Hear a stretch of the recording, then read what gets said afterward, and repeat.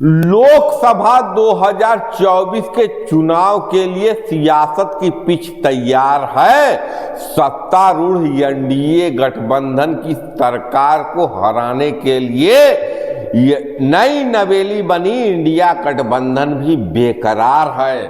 सियासत के इस पेज पर बैटिंग करेंगे नरेंद्र मोदी, अमित शाह, जेपी नड्डा, योगी आदित्यनाथ, अनुप्रिया पटेल के साथ ओम प्रकाश राजभर, और इनको बॉलिंग करेंगे राहुल गांधी, मल्लिकार्जुन खड़गे, शरद पवार, तेजस्वी यादव, अखिलेश यादव के साथ उद्धव साहब ठाकरे। सियासत के इस पिच पर जो मैच हो रहा है इसका परिणाम लोकसभा 2024 के चुनाव हो जाने के बाद आएगा। लेकिन देश की main stream media, TV media, वो मीडिया जो कहीं न कहीं सत्तारूढ़ पार्टी की गुलामी करने की आदत से मजबूर है, वो ओपिनियन पोल के माध्यम से 2024 में एनडीए की सरकार बनाती हुई दिख रही है।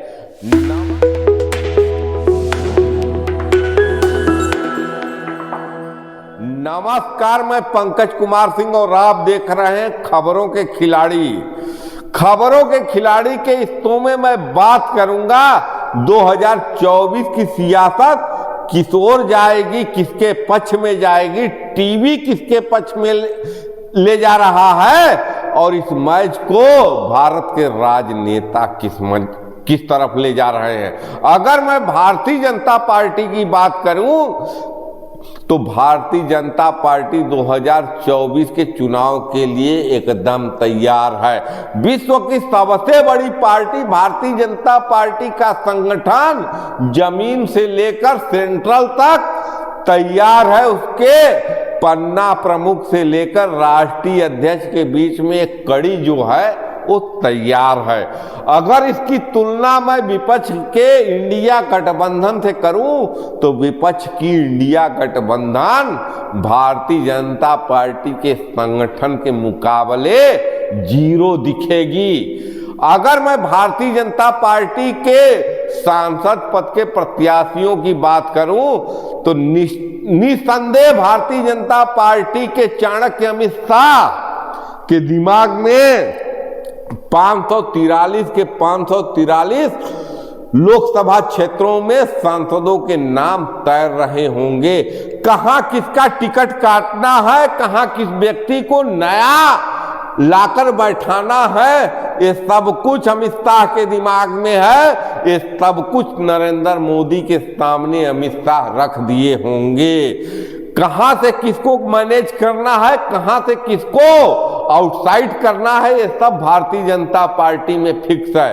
अगर वही मैं इंडिया गठबंधन की बात करूं तो इंडिया गठबंधन में मायावती आएंगी कि नहीं, इस पर ही अभी संशय के बादल दिख रहे हैं। लेकिन क्या जिस ढंग से टीवी चैनल वाले ओपिनियन पोल के माध्यम से नरेंद्र मोदी की 2024 में सरकार बनाते हुए दिख रहे हैं, ये कितना सत्य है? क्या वाकई वो प्रमाण के साथ कोई यहाँ डाटा पेश कर रहे हैं? तो इसका जवाब मैं स्पष्ट कर रहा हूं कि उनके पास कोई प्रमाण नहीं है। अब ही देश के जनता का मूड ही नहीं सेट हुआ है।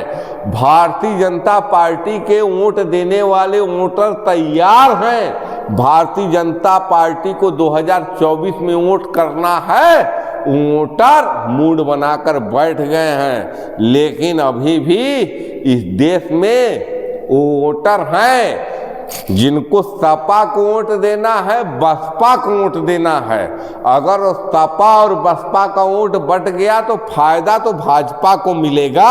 हालांकि सपा और बसपा दोनों एक होकर लड़े थे 2019 में उत्तर प्रदेश में। बावजूद इसके नरेंद्र मोदी का चेहरा इतना प्रभावशाली है भारत के राजनीति में कि विपक्ष उनके सामने टिक ही नहीं पा रहा है। लेकिन 2019 का चुनाव ओपिनियन पोल से अलग होने जा रहा है और कहीं न कहीं खतरा है ये एनडीए गठबंधन के लिए। इसका आभास हो चुका है भारत के प्रधानमंत्री नरेंद्र मोदी को, इसका आभास है अमित शाह को, लेकिन टीवी चैनल वाले अपने टीआरपी को देखेंगे और अपने भविष्य के कारपोरेट नीति को देखेंगे। कहीं न कहीं कंपनी चलाने वाली, कारपोरेट चलाने वाले लोग सरकार की वंदना करते हैं, उनको विपक्ष से मतलब नहीं होता है। अब जबकि नई नवेली इंडिया गठबंधन बन गई है, कहाँ चुनौती पेश करने जा रही है, कहाँ ओपिनियन पोल से अलग है ये चुनाव, ओपिनियन पोल से अलग है ये चुनाव, ओपिनियन पोल से अलग है ये चुनाव बिहार में, ओपिनियन पोल से चुनाव ये अलग है महाराष्ट्र में, ओपिनियन पोल से चुनाव अलग है कर्नाटका में, तेलंगाना में, ये चुनाव अलग है पश्चिम बंगाल में। और अगर इंडिया गठबंधन में मायावती आ जाती हैं तो ये चुनाव बदल जाएगा उत्तर प्रदेश में भी। उसके बाद यही चैनल वाले अपना रास्ता बदल देंगे, अपना राग बदल देंगे, ये कहने लगेंगे कि नहीं राहुल गांधी ही सर्वमान्य थे, राहुल गांधी का भारत जोड़ो यात्रा सफल रहा, यूपी जोड़ो यात्रा सफल रहा। इस 24 के परिणाम के बाद की मैं बात कर रहा हूं चैनल वालों की, लेकिन मैं चैनल से हटकर मैं अपना ओपिनियन पोल देने जा रहा हूं। मेरा ओपिनियन पोल कोई वैज्ञानिक ओपिनियन पोल नहीं है, ये ओपिनियन पोल है मनोवैज्ञानिक।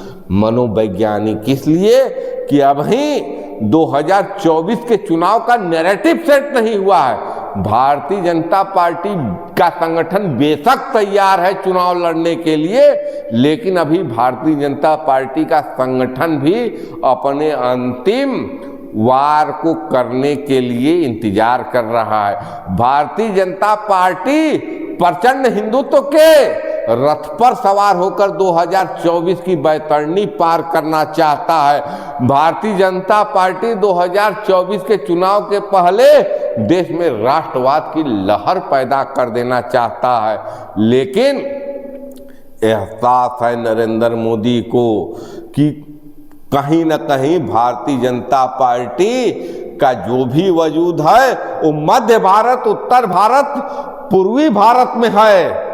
भारतीय जनता पार्टी दक्षिण में नहीं है। कर्नाटका के माध्यम से दक्षिण में जाने का प्रयास जरूर हुआ था और कर्नाटका में 2019 में 28 में 25 सीट जीतने की सफलता जरूर मिली थी, लेकिन जिस ढंग से डीके शिव कुमार ने कर्नाटका में सिद्धारमैया की सरकार बनवाई और जिस ढंग से डीके शिव कुमार ने तेलंगाना में अपनी रणनीति के बल पर कांग्रेस को तीसरे नंबर से नंबर 1 पर ले गए, चुनौती खड़ी हो गई है। सारे ओपिनियन पे पोल जो हैं वो फेल होने वाले हैं। फेल इसलिए होने वाले हैं कि बिहार में opinion poll Bharatiya Janata party को 40 में 18 दिखा रहा है। भारतीय जनता पार्टी के साथ नीतीश कुमार नहीं है, कहां से 18 जीत रही है। ओपिनियन पोल 48 में 20 दिखा रहे हैं महाराष्ट्र में भारतीय जनता पार्टी को। भारतीय जनता पार्टी को अच्छी तरह से एहसास है, नरेंद्र मोदी को अच्छी तरह से एहसास है कि मैं कांग्रेस को दबा सकता था महाराष्ट्र में, मैं शिवसेना को दबा सकता था, लेकिन कहीं न कहीं कांग्रेस से अलग होने के बाद शरद पवार मराठा राजनीति में अपना जो वजूद बनाकर रखे हैं उनसे इनकार नहीं किया जा सकता। कहीं न कहीं हमेशा से ही भारतीय जनता पार्टी के लिए चुनौती रहे हैं शरद पवार और 2024 में भी शरद पवार चुनौती बनेंगे।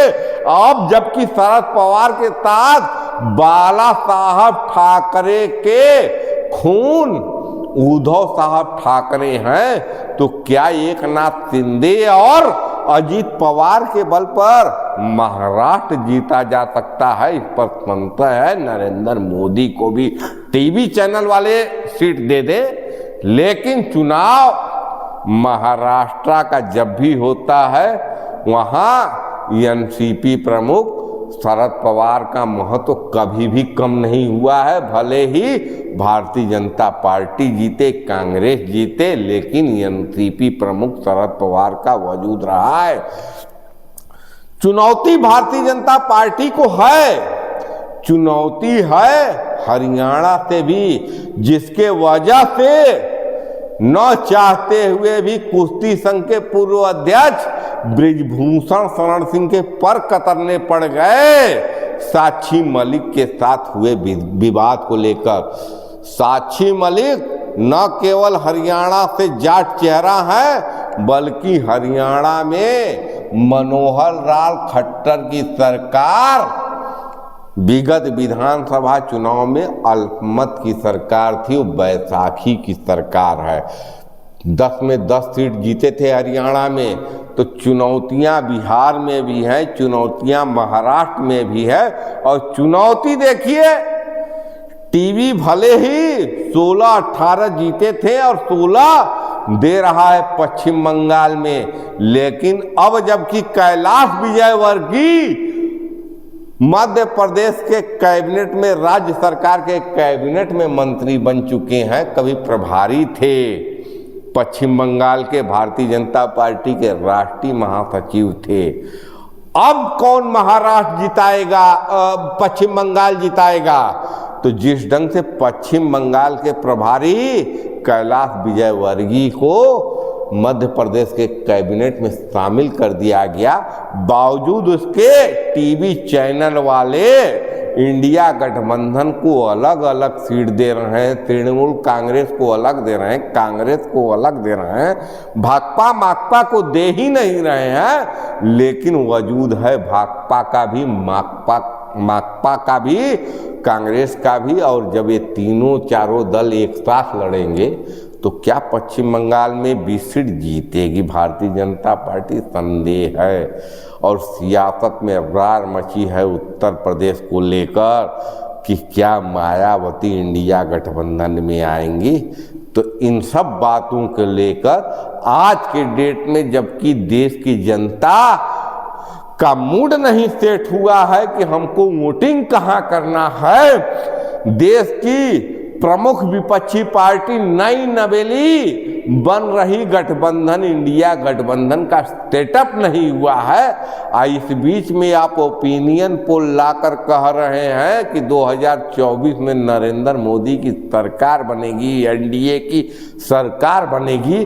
तो कहीं न कहीं टीवी चैनल वाले अपना कारपोरेट नीति दिखा रहे हैं, इनके देश के जनता से भी कोई मतलब नहीं है। बेशक 2024 का चुनाव स्तर पर है, लेकिन जब तक विपक्ष का गठबंधन क्लियर नहीं होता है, विपक्ष के गठबंधन में स्तर फटौल होता है, ये भी देखना होगा।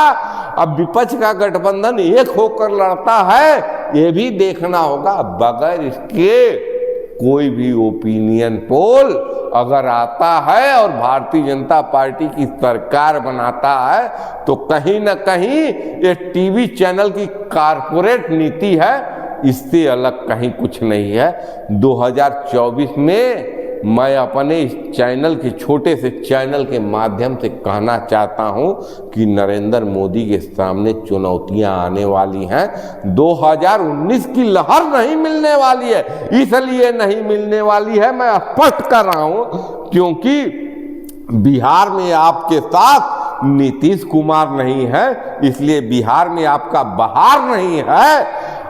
और महाराष्ट्र में आपके साथ उद्धव साहब ठाकरे नहीं हैं। आपके सबसे बड़े सहयोगी, भारतीय जनता पार्टी के संगठन के शुरुआती सहयोगी आपके साथ नहीं हैं। और टीवी चैनल वाले तो बांट बांट कर दिखाएंगे, आपको सत्ता में बैठते हुए दिखाएंगे।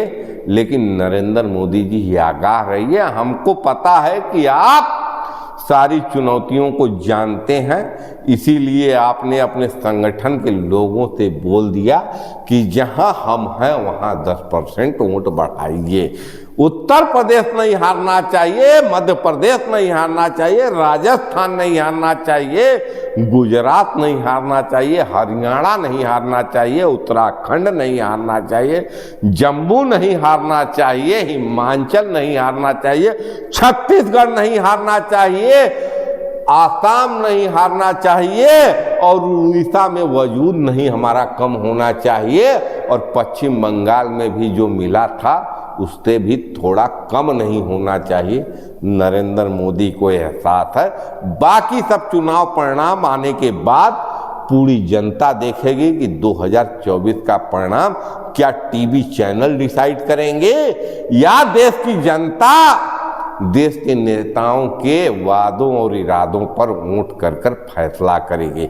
इन सब बातों पर मेरी भी निगाहें लगी रहेंगी। आप भी देखते रहिए, आप भी अपने विचार प्रकट करिए और खुलकर बताइए कि 2024 में किसकी बनेगी सरकार। नमस्कार, जय हिंद, जय भारत, धन्यवाद।